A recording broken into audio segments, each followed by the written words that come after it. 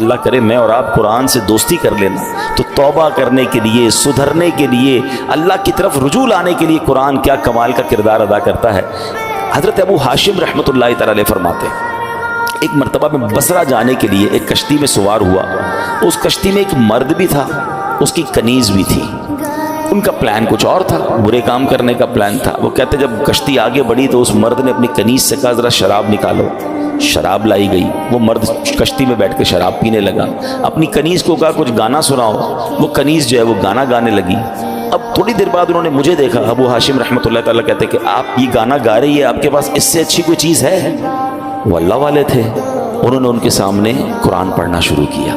اب قرآن میں جو ردھم ہے، قرآن میں جو خوبصورتی ہے، قرآن جو دلوں کو امپیکٹ ڈالتا ہے، کیا خوبصورت آیتوں کو انہوں نے انتخاب کیا۔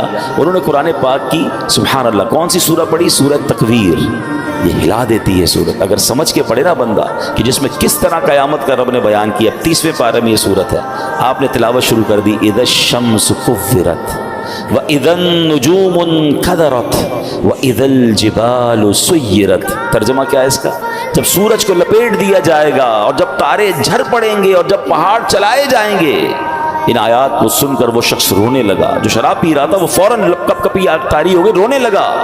حضرت نے جب یہ آیت تلاوت کی وَإِذَا الصُّحُفُ نُشِرَتْ، اور جب نامہ اعمال کھولے جائیں گے تو وہ کہنے لگا اے کنیز میں تجھے اللہ پاک کی رضا کے لیے آزاد کرتا ہوں، اس شراب کو بہا دو۔ پھر اس نے مجھے قریب بلایا اور کہنے لگا میرے بھائی تم کیا کہتے ہو، کیا اللہ پاک میری توبہ قبول فرمائے گا؟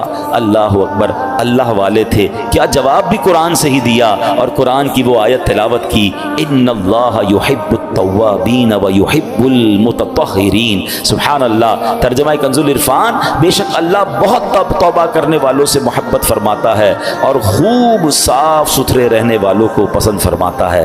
بس اس شراب پینے والے گانے باجے میں منہمک شخص نے جب یہ سنا کہ رب توبہ کرنے والوں کو قبول فرماتا ہے، محبت فرماتا ہے، چلتی کشتی میں اس بندے نے اللہ سے توبہ کر لی۔ تو اے میرے پیارے اسلامی بھائیوں، قرآن اس طرح دلوں پر اثر ڈالتا ہے۔ یاد رہے قرآن کا ایک نام حکمت بھی ہے، یعنی یہ وہ کتاب ہے جس کو پڑھنے سے حکمت و دانائی ملتی ہے۔ قرآن کریم کا ایک نام صراط مستقیم ہے، یعنی وہ کتاب ہے جو بھولے بھٹکوں کو سیدھے رستے کا مسافر بناتی ہے۔ قرآن کریم کا ایک نام نور ہے، یعنی وہ عظیم کتاب ہے جو نور بانٹتی اور دلوں کو روشن کرتی ہے۔